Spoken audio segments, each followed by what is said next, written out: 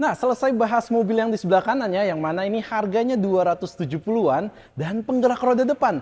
Masih ada satu lagi mobil, yakni yang di sebelah kiri kita. Kalau kalian punya budget 200 jutaan kecil dan juga masih terbiasa dan lebih pede untuk membawa mobil berpenggerak roda belakang, ini mobil yang cocok banget. Harganya ini 203, 700 untuk Convero S yang tipe C. Dan ini yang sudah improvement ya. Kita lihat improvementnya itu di mana aja. Yang mana desainnya saya bilang cukup lebih baik dibandingkan dengan pendahulunya. Nah, untuk masalah tampang yang facelift ini jauh lebih menarik karena bagian grillnya ini sudah berbeda modelnya. Selain itu, grill ini seolah-olah nyambung sampai dengan ke bagian perlampuan. Yang mana ini extension gitu ya, terpisah dari bagian tengahnya. Dan di situ logo Wuling-nya kembali warna merah karena ini varian reguler dari Wuling-nya. Juga di bagian sini dilengkapi dengan line chrome yang menyambung juga sampai dengan ke dalam bagian perlampuan. Dan untuk perlampuan khusus yang facelift ini sudah di smoke. Jadi bagian belakangnya ini terlihat lebih sporty ya, gelap. Walaupun memang semua perlampuannya ini masih standar bohlam halogen. Bahkan sampai ke lampu sen, beda kalau tadi di Cortez ya. Cuman sama, balik lagi, ini sudah proyektor. Waduh, 200 juta kecil dapat proyektor. Kapan lagi nih? Dan kemudian bagian bumpernya ya, di bagian bawah ini sudah dapatkan fog lamp dan juga lampu sen yang ada di bawah. Jadi klasternya mirip-mirip dengan Kijang Innova Reborn. Dan bagian sini masih ada di RL yang bentuknya seperti kumis lele. Karena ini improvementnya justru hadirnya di sini ya. Kalau pre-improvement kan adanya di bagian bawah. Dan untuk overall keseluruhan desain bumpernya ini jauh lebih sporty sih ya saya bilang. Nah, kita intip untuk area dapur pacunya. Yang menarik memang untuk varian improvement itu justru turun tenaganya. Di sini mesinnya masih sama, 4 silinder DOHC dengan teknologi PTEC. Bukan VTEC karena orang Sunda yang ngomong ya, memang literally P ya, huruf P gitu PTEC. Dan juga ini hilang untuk teknologi DVVT-nya, makanya tenaganya hanya di 98 PS dengan torsi di 135 Nm. Tapi ingat, mesinnya ini dimit ke transmisi manual dan juga berpenggerak roda belakang. Jadi kalau misalkan kalian yang merasa kurang pede ya dengan front wheel drive, biasanya kan masalahnya itu di kehilangan traksi ya. Kalau ditanjakan kan biasanya beban berat sehingga mobil lebih mendongak ke atas di bagian depan, traksi ban depan nggak dapat. Itu yang bikin gagal nanjak kebanyakan yang ada di masyarakat Indonesia kita. Ini lebih aman, walaupun tenaganya cukup ngepas tapi penggerak roda belakang. Walaupun sebenarnya kalau Cortez juga sudah ada komputer yang mengatur ya, jadi traksinya insya Allah sih dapat aja nih untuk yang front wheel drive di sana. Dan mesinnya sendiri itu sudah ada modul ABS-nya ya, jadi lengkap juga 200 kecil dapat ABS ABD dan di bagian atas juga lengkap dengan peredam. Karena untuk Convero ini sebenarnya tipe yang menengah, nggak kayak Cortez yang posisinya benar-benar di bawah. Ya, beralih ke area samping, untuk masalah perkaki-kakian di sini justru sudah dual tone ya. Tapi ini ringnya 15 dan dibalut ban 195/60. Untuk pengereman di bagian depan sudah disc brake, sedangkan yang di belakang masih drum biasa ya. Dan ya, untuk area samping di sini sudah bersih, nggak ada lagi lampu sen karena lampu sennya hadir di bagian batok spion. Batok spion sudah sewarna dengan bodi dan ini sudah electric mirror ya. Serta ya window line-nya sudah blackout semua, bahkan sampai ke sini nih. Yang biasanya ini kan justru cat sewarna bodi, tapi ini warnanya hitam doff gitu ya. Dan untuk varian tipe C masih dilengkapi dengan chrome di sepanjang window line yang nyambung sampai dengan ke belakang. Untuk handle pintu memang modelnya sudah modern, model yang tarik, tapi kuncinya ya masih kelihatan standar gini ya, karena belum keyless entry. Dan kalau diperhatikan ya, sisi samping ini ya, mungkin di depannya kelihatannya lebih dinamis gitu ya, seperti MPV pada umumnya biasa. Tapi kalau belakang ini lihat deh, ini sebenarnya MPV kotak loh.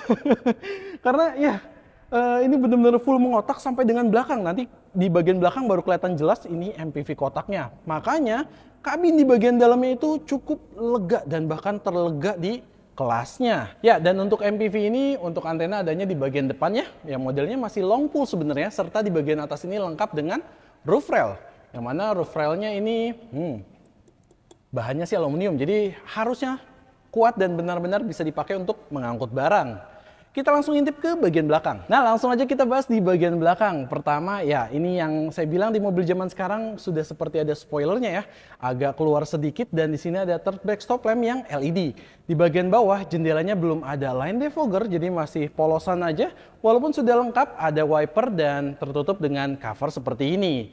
Ke bagian bawah logo Wulingnya cukup besar ya. Ini masih yang model lama sepertinya dan warnanya merah, khusus untuk varian yang reguler. Dan di sini ya di atas bagian plat nomor ini dilapisi dengan warna silver. Dan untuk perlampuan memang semua perlampuannya ini masih bolam halogen. Tapi ya wajar aja ya untuk harga 200 jutaan kecil. Di bagian sana ada tulisan Wuling, di sebelah sini ada Convero S 1,5L dan juga ke area bawah sudah dilengkapi dengan sensor parking yang sampai dengan 4 titik. Ini menjadi standar bawaan ya. Bahkan kalau misalkan kalian ambil tipe yang L, di depan juga ada sensor parking, tapi bukan parking sebenarnya, tapi lebih ke arah corner sensor karena posisinya di bagian depan. Dan di sini ada reflektor alias mata kucing yang bentuknya seperti bulan sabit seperti ini. Nggak lupa, underguard bawah dikasih laburan warna yang sama dengan yang di bagian atas license plate-nya.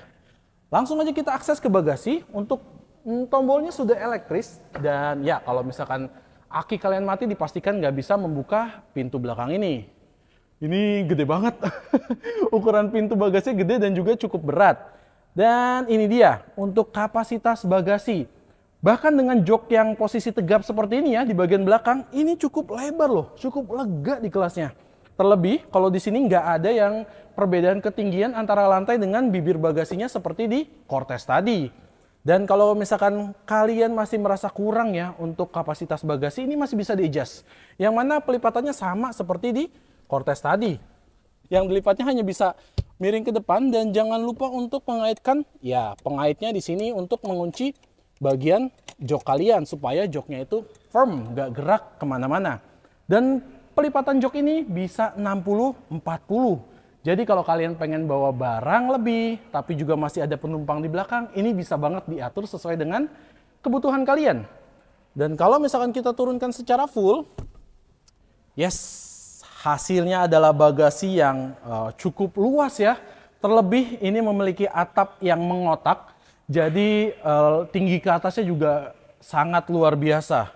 Pastinya literannya ini jauh di atas kompetitor lainnya. Coba kalau saya masuk, Dan sisanya memang ini nggak ada kompartemen apa-apa ya, karena kalau dibuka, kosong, nggak ada lagi laci.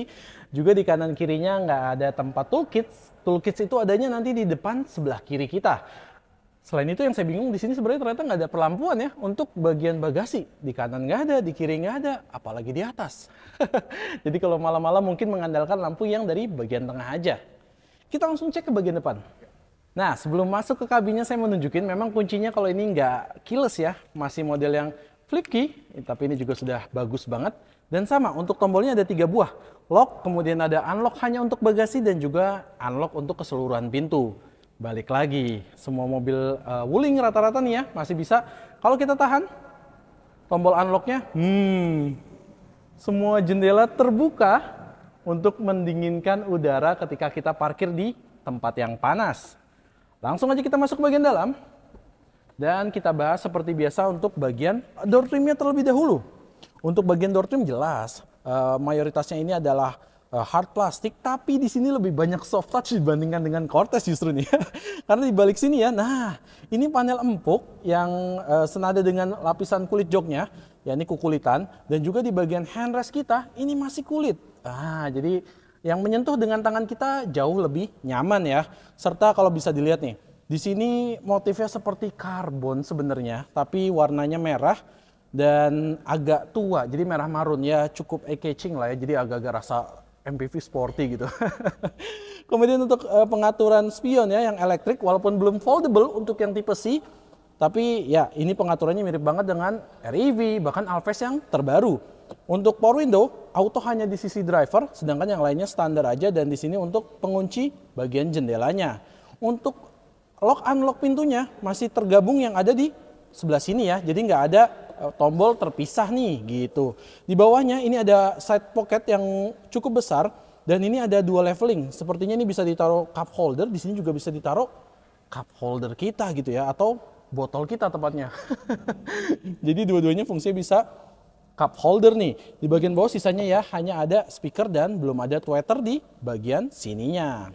Dan ya akses kuncinya karena masih kunci biasa standar aja. Kemudian bahas sedikit di bagian kanan ya. Yes, ini kisi AC-nya dibuat lebih mewah dengan list chrome di sekelilingnya karena ini dashboard yang cukup familiar. Di bagian bawah ya ini ada dua buah dummy tombol yang mana kalau Convero sebelum facelift justru hadir headlamp leveling. Jadi pas facelift ini justru menghilang. Dan juga ada satu buah tombol untuk mengaktifkan fog lamp yang mana kalau facelift sudah terintegrasi nanti di bagian tuas di sebelah kanan sini.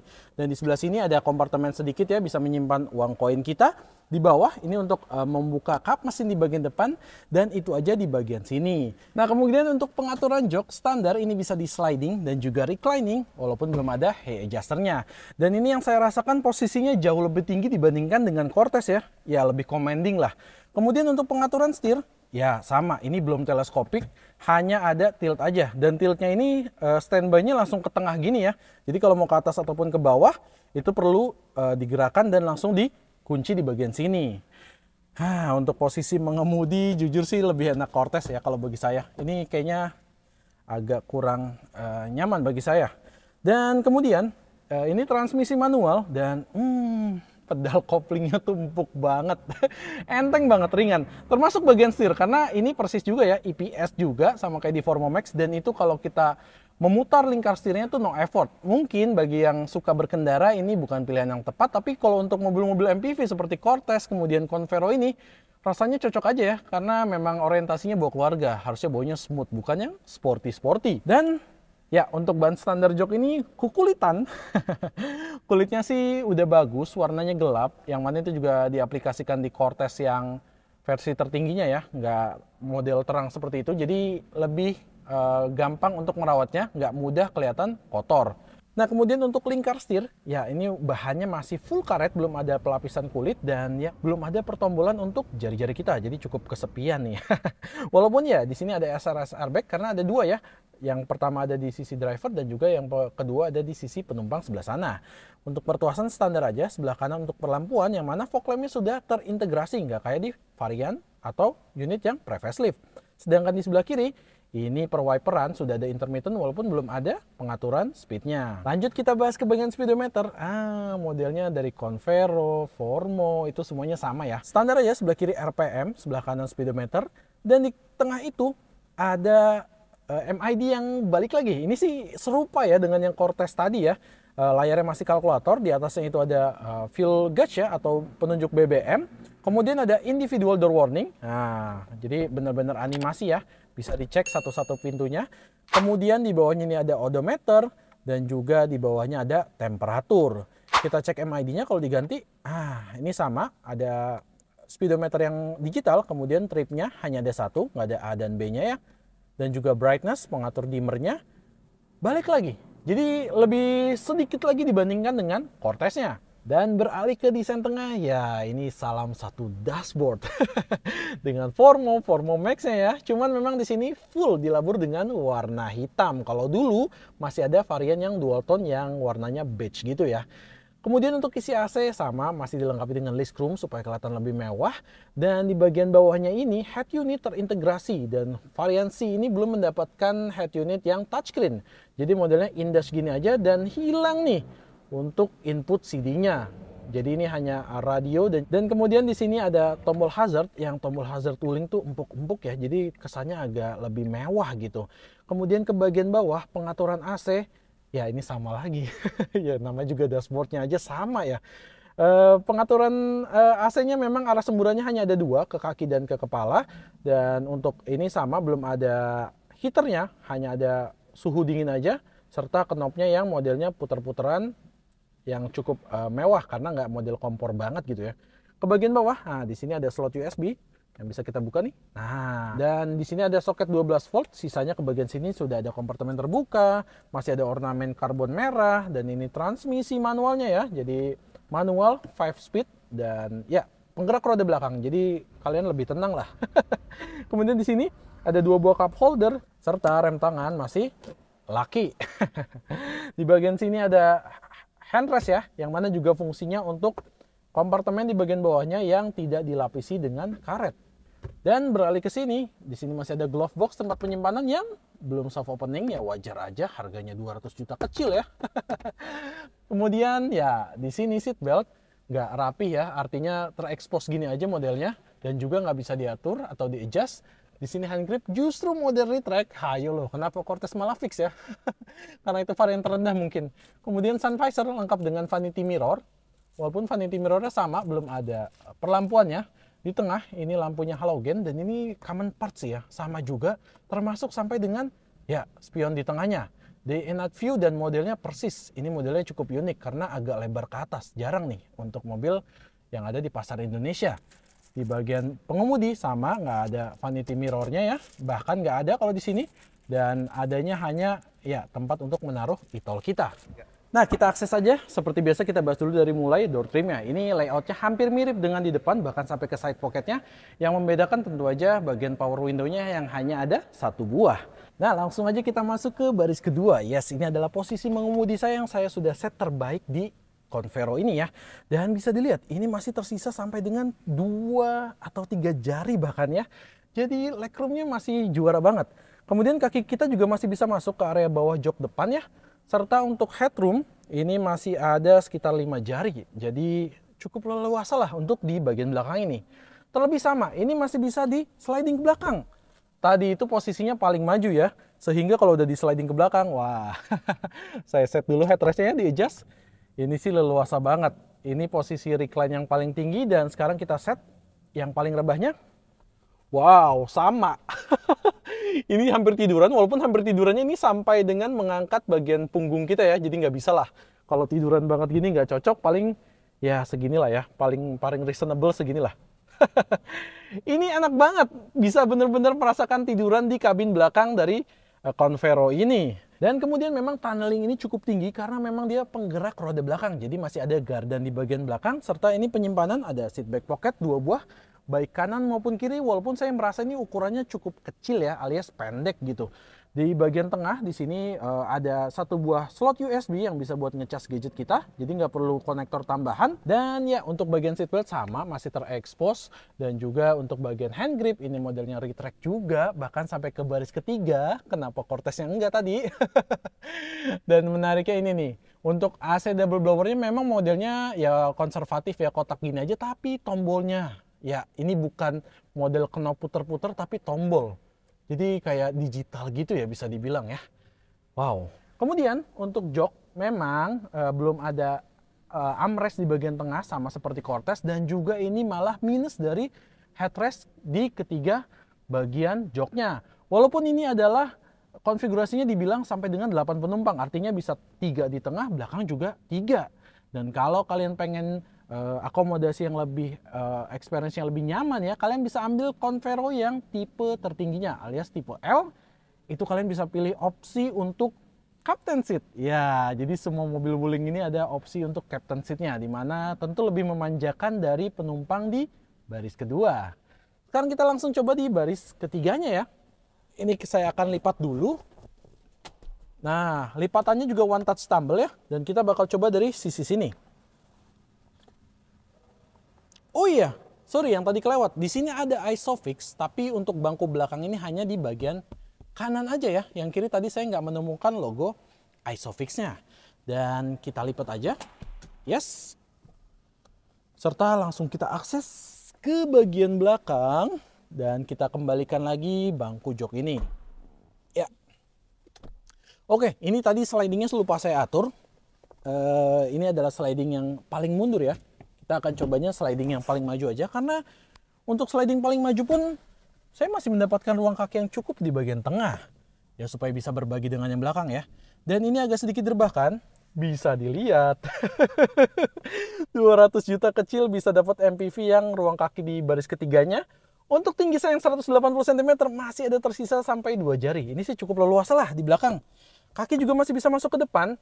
Walaupun balik lagi ya, memang kalau masalah di belakang sudut paha ini nggak tersangga dengan baik ya.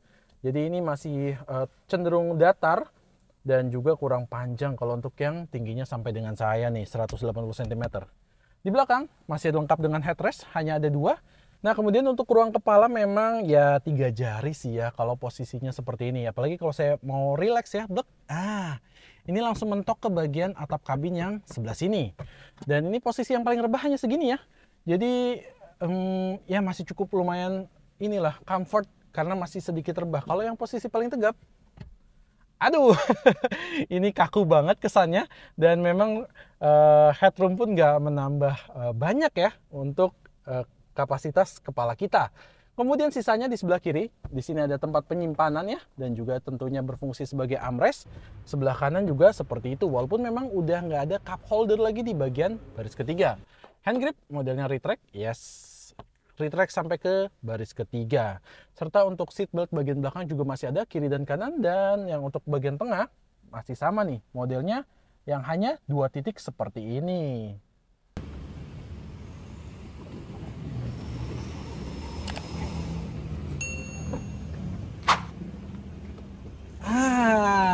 Jadi ya di Wuling Arista Kramat Jati ini ya, itu tuh ada unit used car yang dijual juga dari Wuling Arista grupnya nih.